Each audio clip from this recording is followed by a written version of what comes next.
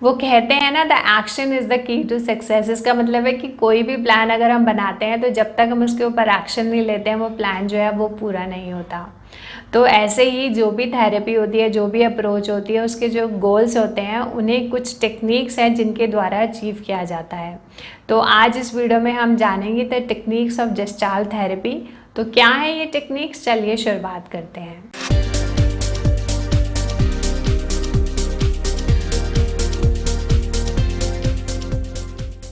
Hello friends, मैं हूँ मोनिका और वेलकम करती हूँ आपका अपने चैनल में। आज इस वीडियो में हम जानेंगे the techniques of gestalt therapy. यहाँ पे हम 10 टेक्निक्स की बात करेंगे। तो चलिए जानते हैं ये कौन सी टेक्निक्स हैं। सबसे पहले बात करते हैं ड्रीम्स। ड्रीम्स की बहुत ज़्यादा इंपॉर्टेंस होती है, क्योंकि अगर स्पेशली कोई ड्रीम है ना वो बार बार रिपीट हो रहा है, मतलब उसका कुछ पैटर्न है, तो इसका मतलब कहीं ना कहीं कुछ ऐसा है जो किसी भी इंसान के मन में दबा हुआ है।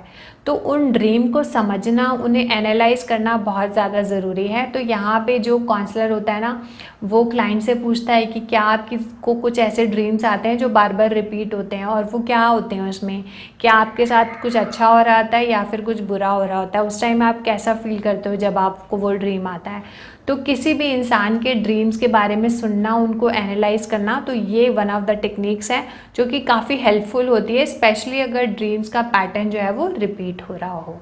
उसके बाद जो नेक्स्ट टेक्निक है वो है एम्प्टी चेयर टेक्निक। इसका मतलब है कि जैसे मैं चेयर पे बैठी हूँ और मेरे सामने एक और खाली चेयर कर दो। और इस थेरेपी का मानना है कि हम सभी के अंदर एक डेविल होता है, मतलब एक बुरा इंसान होता है, एक एंजल होता है, मतलब एक अच्छा इंसान होता है। तो कुछ मेरी थॉट्स होंगी वो रैशनल होंगी, हो सकता है कुछ थॉट्स जो हैं वो इरेशनल हो। तो जो भी इंसान परेशानी में है उसे वो कहा जाएगा कि समझ लो तुम्हारा जो है बुरा वाला खतरनाक इंसान इसके अंदर बैठा है, तो वो तुमसे क्या कहेगा। अगर एग्जाम्पल ले लीजिए, एक लड़के ने अपनी गर्लफ्रेंड को डिच कर दिया। अब क्या हुआ, उसने डिच कर दिया तो अब कहीं ना कहीं उसको इस बात की गिल्ट भी है कि मैंने उसे छोड़ दिया। तो उसका बुरा वाला पार्ट कह सकता है कि वो मेरी बात नहीं सुनती थी, जब मैं उसको कुछ एक्सप्लेन करता था तो वो कहीं और ही गुम रहती थी, वो सारा दिन अपना मोबाइल ही देखती रहती थी, वो दूसरे फ्रेंड्स को ज़्यादा टाइम देती थी, मुझे कम देती थी। तो ये तो हो गया, उसने जस्टिफिकेशन दे दी कि इसकी वजह से मैंने उसको छोड़ दिया। और अगर वो उस चेयर पे आप किसी रैशनल इंसान को बिठाए, हाँ हो सकता है उसको, उसकी फ्रेंड्स को उस समय उसकी ज़रूरत हो, कुछ इंपॉर्टेंट मैटर चल रहा हो, जब मैं उसको अपने कोई बहुत इंपॉर्टेंट बात बताना चाहता था तब तो वो सुनती थी, वो इतनी भी बुरी नहीं थी, हाँ कभी कभी वो ऐसा करती थी पर ओवरऑल वो अच्छी थी। तो एम्प्टी चेयर टेक्निक का मतलब होता है कि एक जगह आप खुद बैठे हो, दूसरी जगह में आपने अपने इरेशनल थॉट्स को बिठा दिया, मतलब वो डेविल को बिठा दिया, और दूसरी बार आपने एंजल को बिठा दिया, और फिर आप उसमें कन्वर्सेशन कर रहे हो और फिर डिसाइड कर रहे हो। क्योंकि जब भी हम इतना डीपली सोचेंगे, इतना, क्योंकि हम ज़्यादातर सोचते ही नहीं हैं, तो जब हम इतना डीपली सोचेंगे तो हम अपने दिमाग पे जोर डालेंगे, तो कई बार हमें दूसरों की गलतियों के साथ साथ अपनी गलतियाँ भी समझ आती हैं। तो यहाँ पे ये एम्प्टी चेयर टेक्निक जो है यूज़ की जाती है। नेक्स्ट टेक्निक है कन्फ्रंटेशन। अब ये तो नॉर्मली हर ही काउंसलिंग प्रोसेस में होता है, क्योंकि जो भी इंसान है उसकी कुछ इरेशनल थॉट्स तो होंगी, तो काउंसलर को उसको फर्मली बोलना पड़ेगा कि यहाँ पे आपको अपनी थॉट्स को चेंज करने की ज़रूरत है। अब आप ज़िंदगी में एक ही प्रोसेस में अटक गए हो, इसको हटाओ और ज़िंदगी को एज अ होल देखो, तभी आप ज़िंदगी में आगे बढ़ पाओगे, नहीं तो नहीं। तो काउंसलर को फर्म होना पड़ेगा, साथ के साथ केयरिंग भी होना पड़ेगा। ये ना कि उसका बिल्कुल ही बेचारे का कॉन्फिडेंस ही तोड़ दो, नहीं, उसको फर्म, जिस इसको बोलते हैं टफ लव, कि ठीक है मैं आपकी बात को समझ रहा हूँ, पर यहाँ पे आपको अब अपनी सिचुएशन को ठीक करने के लिए खुद ही कुछ एक्शन को लेना पड़ेगा। फोर्थ टेक्निक है मेकिंग राउंड्स। अब इसमें क्या होता है, स्पेशली ये ग्रुप थेरेपी में यूज़ होती है, मतलब जहाँ पे एक से ज़्यादा लोग होते हैं। अगर सपोज करो कोई क्लाइंट जो है वो बहुत ही ज़्यादा इनकॉन्फिडेंट है, तो काउंसलर उसको बोलेगा कि नहीं, आप इनकॉन्फिडेंट नहीं हो, आपको ये फील करना पड़ेगा कि आप कॉन्फिडेंट हो। और हमारी जो वर्बल लैंग्वेज होती है, जो हम खुद को सिग्नल देते हैं, वो बहुत ज़्यादा इंपॉर्टेंट होते हैं। तो जो एक तो हम अकेले में बोले शीशे में जाके कि yes I am confident, I am confident, I am confident, उसके बाद अगर हम कोई चीज़ पब्लिकली बोल देते हैं ना, तो वो चीज़ हमारे मन के अंदर चले जाती है। तो जैसे काउंसलर उसको बोलेगा कि अगर 5-6 लोग यहाँ पे बैठे हुए हैं, तो आप इसको बोलो हाँ आई एम कॉन्फिडेंट और मैं अपनी ज़िंदगी के डिसीजंस खुद ले सकता हूँ। तो जब वो क्लाइंट ये सबको बोलेगा कि हाँ आई एम कॉन्फिडेंट और मैं अपनी ज़िंदगी के डिसीजन खुद ले सकता हूँ, तो दूसरा इंसान बोलेगा हाँ मेरे को भी लगता है कि तुम अपनी ज़िंदगी के डिसीजंस खुद ले सकते हो। फिर वो नेक्स्ट आदमी के पास जाएगा, बोलेगा आई एम कॉन्फिडेंट और मैं अपनी ज़िंदगी के डिसीजन खुद ले सकता हूँ, तो दूसरा इंसान फिर से उसको बोलेगा कि हाँ मुझे तुम्हारे ऊपर पूरा यकीन है कि तुम अपनी ज़िंदगी के डिसीजंस खुद ले सकते हो। तो क्या होगा कि वो खुद तो अपने ब्रेन को ये सिग्नल दे ही रहा है कि वो कॉन्फिडेंट है, साथ के साथ उसका एनवायरनमेंट ऐसा मिल गया कि दूसरे लोग भी उसको बोल रहे हैं कि हाँ भाई तुम कॉन्फिडेंट हो, तुम कॉन्फिडेंट हो, तुम कॉन्फिडेंट हो। तो ये सच में जो थेरेपी होती है ना, मैजिक की तरह काम करती है। मैंने सच में लोगों को बदलते हुए देखा ये सब करते हुए। मतलब जब उनके आसपास के लोग उनको ऐसे बोल रहे होते हैं ना कि हाँ तुम ऐसे हो, तो उसको अंदर से लगने लग जाता है। मतलब ये तो फैक्ट है, ये सच में वर्क करता है और बहुत पावरफुली वर्क करता है। तो अगर आपको भी काम करना हो तो पहले तो खुद से बोलो, अगर आपके साथ के लोग भी आपके साथ बोले हाँ मेरे को भी लगता है तुम ऐसे हो, तो सच में आपके अंदर वो मोटिवेशन, वो एनर्जी आ जाती है। फिफ्थ टेक्निक है आई टेक रिस्पॉन्सिबिलिटी। अब यहाँ पे क्या होता है कि क्लाइंट को ना हर एक वर्ड के साथ बोलना पड़ता है आई टेक रिस्पॉन्सिबिलिटी। अब सपोज कोई बोले कि मेरा जो दिन का रूटीन ही बहुत ख़राब है, तो वो कहेगा आई टेक रिस्पॉन्सिबिलिटी कि I will wake up at 6 AM in the morning.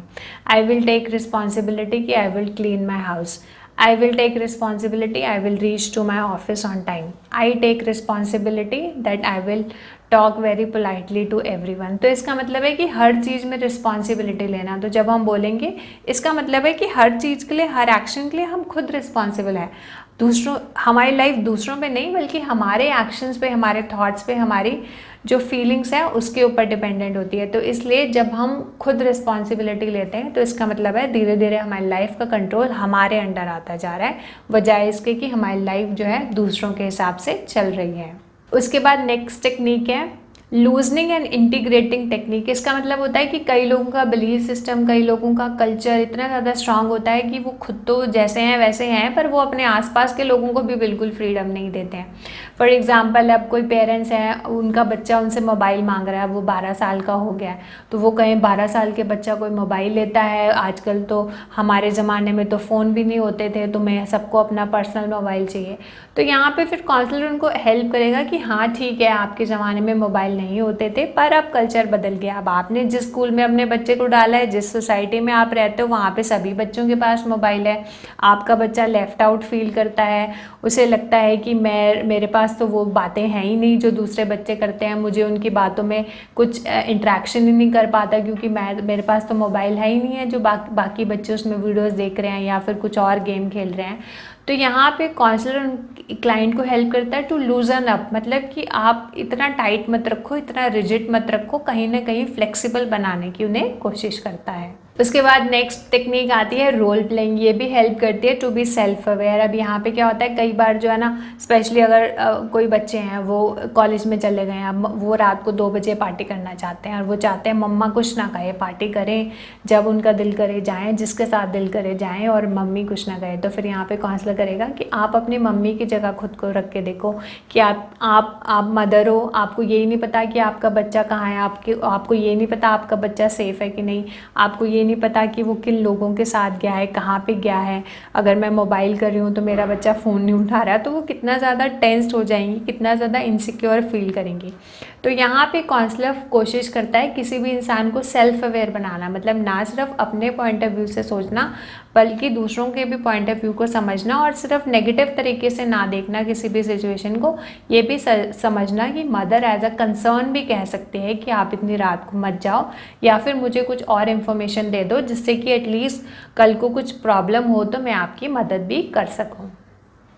Next technique है इनैक्टमेंट। इनैक्टमेंट का मतलब है कि अपने थॉट्स या फीलिंग्स को ना एक्शंस में लेके आना। मतलब जैसे अगर किसी के ऊपर गुस्सा है तो बोलना, पेरेंट्स पे ही अगर गुस्सा है तो बोलना कि काउंसलर के सामने बोलना कि तब मेरे माता जी को ये करना चाहिए था, या फिर तब मेरे पिताजी को ऐसा करना चाहिए था। मतलब अपनी थॉट्स को एक्सप्रेस कर पाना। अगर बोलते बोलते किसी के आंसू गिर जाएं तो काउंसलर उससे पूछेगा कि क्यों गिरे, मतलब आपके दिमाग में क्या आ रहा था, ये आंसू क्या रिप्रेजेंट करते हैं, क्या ये गुस्सा रिप्रेजेंट करते हैं, या फिर ये दर्द रिप्रेजेंट करते हैं, या फिर ये गिल्ट को रिप्रेजेंट करते हैं। मतलब जो भी वो सोच रहा है उन चीज़ों को शब्द दे पाना, मतलब जिससे कि उसको समझ आ पाए कि उसके मन में चल क्या रहा है। 9th टेक्निक है exaggeration in a special form of enactment. अब जैसे इनैक्टमेंट में तो हमने जाना कि अपनी थॉट्स, अपनी फीलिंग्स को कुछ मीनिंग देना, स्टेटमेंट्स देना, उनसे समझ पाना कि हम क्या कह रहे हैं। एग्जैजरेशन मतलब उसको और बढ़ा चढ़ा के, जैसे अगर उसके पापा ने उसको, सपोज करो किसी बच्चे को क्रिकेट ही बहुत ज़्यादा पसंद था पर वो हर वक्त क्रिकेट खेलता रहता था, तो उसका क्रिकेट बैट तोड़ दिया, तो ऐसे एक्सप्लेन करना कि मेरे पापा मेरे रूम में आए, कॉर्नर में मेरा बैट पड़ा था, उन्होंने मेरे बैट को लिया और इतनी ज़ोर ज़ोर से बार बार दीवार पे मारा, उस समय मेरे दिल को कुछ ऐसे होता जा रहा था। मतलब कि अपनी फीलिंग्स को, हर इमोशंस को एक्सप्रेस कर पाना, बोल पाना, सोच पाना, हाथ हिलाना, जैसे हर एक सेंस ऑर्गन का यूज़ कर पाना उस टाइम उस चीज़ को एक्सप्लेन करते हुए, जिससे कि मन के अंदर कुछ दबादन ना रह जाए और जितनी भी एक्सप्रेशन है, जितने भी दबे हुए जो भी ये बातें हैं वो बाहर आ जाएं। और ये सच में बहुत ज़्यादा हेल्पफुल होते हैं। मतलब अगर अंदर जो दर्द है वो बाहर निकल जाए, आप बोल दें, तो हमारी ज़िंदगी का एकदम देखने का तरीका, हमारी ज़िंदगी जीने का तरीका जो है वो बिल्कुल ही बदल जाता है। अब 10th टेक्निक है may I feed you a sentence. अब सारे क्लाइंट तो इतने ज़्यादा एक्सप्रेसिव नहीं होते, वो अपनी थॉट्स को, अपनी फीलिंग्स को, हर चीज़ को उतने सेंटेंसेस में एक्सप्रेस नहीं कर पाते, तो यहाँ पे फिर काउंसलर उनको हेल्प करेगा उन वर्ड्स को सेंटेंस में बनाने के लिए। अब सपोज करो एक लड़के को लड़की पसंद थी पर उसकी जगह उसका दोस्त ही उसको पटाके ले गया, तो यहाँ पे क्या होगा, उसको अपने दोस्त के ऊपर भी बहुत गुस्सा है, उस लड़की के ऊपर भी बहुत ज़्यादा गुस्सा है, पर वो अपना गुस्सा जो है वो कभी निकाल नहीं पाया।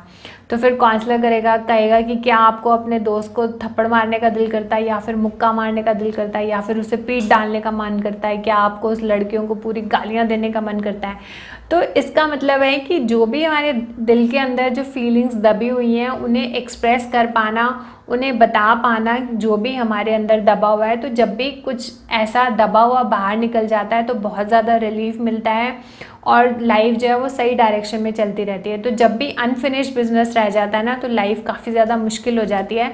तो बेसिकली काउंसलर जो है वो इन टेक्निक्स के द्वारा अनफिनिश्ड बिजनेस को ख़त्म करने की कोशिश करता है। आप, अब ये गजनी मूवी थी, बहुत ही ज़्यादा हिट मूवी थी, बहुत ही ज़्यादा फेमस मूवी थी, तो उस मूवी में वो सब कुछ भूल जाता है, तो वो अपनी पूरी बॉडी में टैटू बना लेता है कि मुझे क्या करना है, क्योंकि उसका अनफिनिश्ड बिजनेस रह जाता है कि जिसको उसकी गर्लफ्रेंड ने मारा था, उसकी ज़िंदगी का यही मकसद है कि वो उस बंदे को मारे। तो जब तक वो अपना वो काम ख़त्म नहीं करता, उसको मन का सुकून और शांति नहीं मिलती।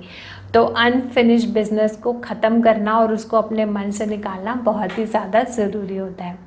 तो फ्रेंड्स, आज इस वीडियो में हमने जाना the techniques of gestalt therapy, और अगर आप जानना चाहते हैं कि जेस्टाल्ट थेरेपी या अप्रोच होता क्या है और इसके गोल्स क्या हैं and role of a counsellor, तो उनके लिए अलग डेडिकेटेड वीडियोस हैं, आप देख सकते हैं। और अगर आपको लगता है ये वीडियोस दूसरों को हेल्प करेंगे तो आप इसे लाइक और शेयर कर सकते हैं, और मैं लाती रहूँगी ऐसे ही इंफॉर्मेटिव से वीडियो। तब तक के लिए नमस्कार दोस्तों, मैं हूँ Monika. Wish you all health and happiness, take care, bye, thank you.